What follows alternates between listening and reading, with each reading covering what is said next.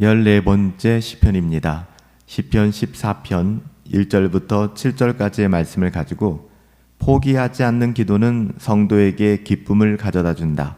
포기하지 않는 기도는 성도에게 기쁨을 가져다 준다 라는 제목으로 하나님의 말씀을 함께 상고합니다. 시편 14편은 다윗의 시, 인도자를 따라 부른 노래 이렇게 표제가 되어 있고요.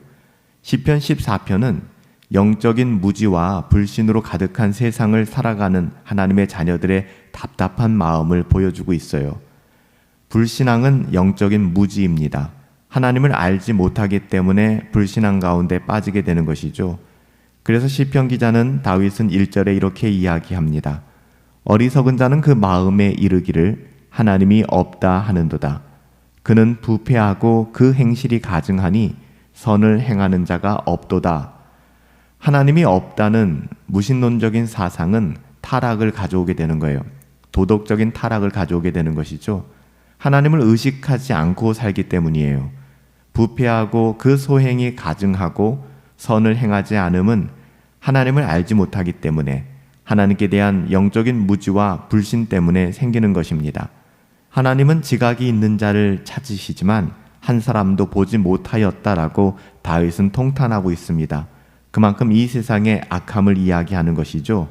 2절 3절 말씀에 보면 여호와께서 하늘에서 인생을 굽어 살피사 지각이 있어 하나님을 찾는 자가 있는가 보려 하신즉 다 치우쳐 함께 더러운 자가 되었고 선을 행하는 자가 없나니 하나도 없도다. 이렇게 한탄하고 있죠. 하나님께서 지각이 있는 자를 찾으신다라고 하는데 이 지각이라고 하는 것은 다른 것이 아니라 하나님을 아는 지식이 있는가, 하나님을 아는 지각이 있는가 이것을 이야기하는 거예요. 하나님을 아는 지식이 있어야 하는데 하나님을 아는 그 지각이 있어야 하나님을 찾고 바라볼 텐데 하나님을 알지 못하니 하나님을 아는 지각이 없으니 하나님을 찾을 수가 없는 것입니다. 이런 사람들은 죄악을 행하게 됩니다. 죄악을 행하는 자는 다 무지한데 무엇에 무지한가? 하나님에 대하여 무지하다는 것입니다.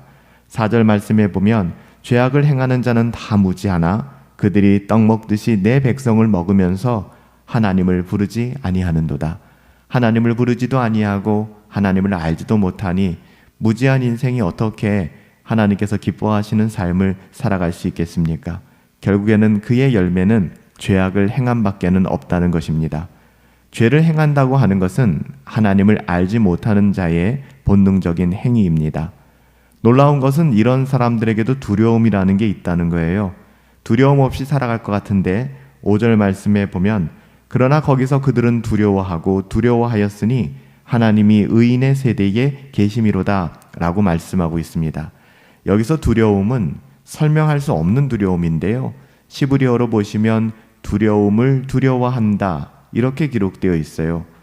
그들은 이 두려움을 이겨낼 수가 없습니다. 왜 그럴까요? 이 두려움의 실체가 바로 하나님이시기 때문에 그렇습니다. 이들이 하나님의 백성을 미워하는 이유는 그들 가운데 계시는 하나님 때문이에요. 하나님은 의인들 속에 계십니다. 의인은 무지와 불신앙 속에서 살아가는, 믿음을 지키고 살아가는 하나님의 자녀들이에요. 하나님은 신비로운 방식으로 하나님의 자녀들 중에 거하십니다.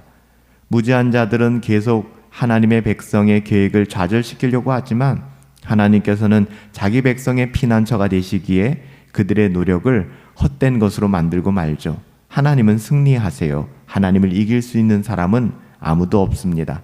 우리가 하나님 안에 거하기 때문에 우리도 마찬가지예요. 우리를 이길 사람이 없고 우리의 계획, 하나님 나라의 그 아름다운 꿈을 좌절시킬 사람은 존재하지 않는다는 것입니다. 다윗의 소망은 하나님께서 자기 백성에게 궁극적으로 이루실 구원의 완성에 있었어요. 이것이 다윗의 소망이었죠. 7절 말씀에 보면 이스라엘의 구원이 시온에서 나오기를 원하는도다. 여호와께서 그의 백성을 포로된 자에서 돌이키실 때에 야곱이 즐거워하고 이스라엘이 기뻐하리로다. 다윗의 소망이에요. 하나님 나라, 하나님께서 자기 백성에게 궁극적으로 이루실 그 구원의 완성, 이 소망 가득한 믿음이 다윗으로 하여금 불신앙적인 세상을 이기는 힘, 그것을 갖게 만들었던 것이죠. 다윗은 원수들에게 둘러싸여 두려워했지만 기도를 통하여 영적인 자신감을 회복합니다. 여러분, 우리도 그래야 돼요. 수많은 어려움 속에 둘러싸여 있지만 두려워하지 마십시오. 우리가 물 가운데 지날 때에도 불 가운데 지날 때에도 그 물이 우리를 침몰치 못할 것이고 불이 우리를 사르지 못할 것입니다. 하나님이 우리와 함께 하시기 때문에 여러분, 이런 믿음을 우리가 어떻게 가질 수 있을까요? 여러분, 기도할 때 기도를 통하여 영적인 자신감을 회복하게 되는 거예요. 기도할 때 우리의 정체성을 알게 되는 것이죠. 아, 나는 하나님의 자녀구나. 나는 왕의 자녀구나. 라는 자신의 정체성을 깨닫게 되는 것입니다. 그러니까 영적인 자신감이 회복되는 것이죠. 포기하지 않고 주님께 나아가는 기도는 결국 우리들에게 우리 영혼에 한없는 기쁨을 회복시켜 줍니다. 하나님의 자녀들은 하나님이 유일한 피난처이심을 알고 있어요.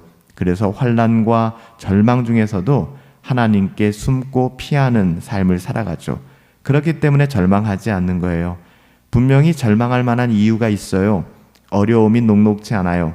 그럼에도 불구하고 괜찮아요. 우리의 유일한 피난처가 누구인지 우리는 잘 알고 있기 때문에 하나님의 자녀들의 소망은 오직 하나님께 있습니다.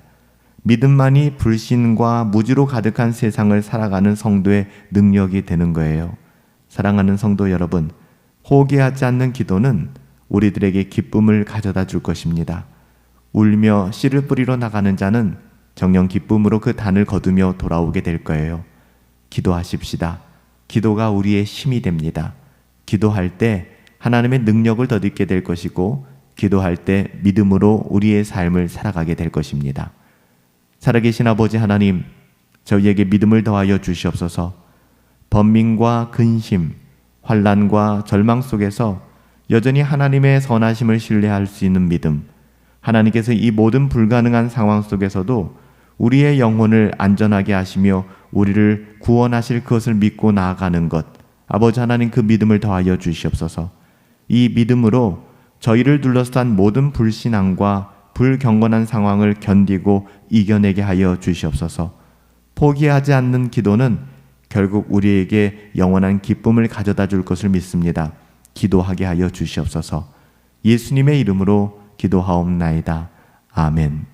수많은 번민과 근심, 환난과 절망 속에서도 하나님을 신뢰하십시오.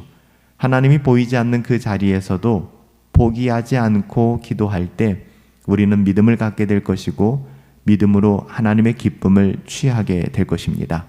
하나님이 주신 기쁨 누리며 살아갈 수 있는 저와 여러분들 되시길 예수님의 이름으로 축복합니다.